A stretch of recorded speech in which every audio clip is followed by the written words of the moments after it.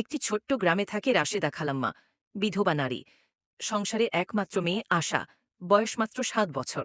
রাশেদা খালাম্মা কাজ করে অন্যের বাসায়। ঈদ এলো, মাংস কেনার সামর্থ্য নেই তাদের। ছোট্ট আশা ঈদের সকালে অন্যদের বাড়ির সামনে দাঁড়িয়ে গরুর মাংস রান্নার সুগন্ধে মন খারাপ করে ফেলে। সে চোখে জল এনে বলে, আম্মু, সবাই তো ঈদে মাংস খায়, আমরা কি খেতে পারবো না? রাশেদা খালাম্মা চোখের জল লুকিয়ে মেয়েকে জড়িয়ে ধরে, কিছুই বলে না। এদিকে পাশের বড়লোক বাড়িতে ৩টা গরু কোরবানি হয়েছে, কিন্তু মাংস শুধু আত্মীয় স্বজন আর নিজের পরিবারের জন্য রেখে দেয়া হয়েছে।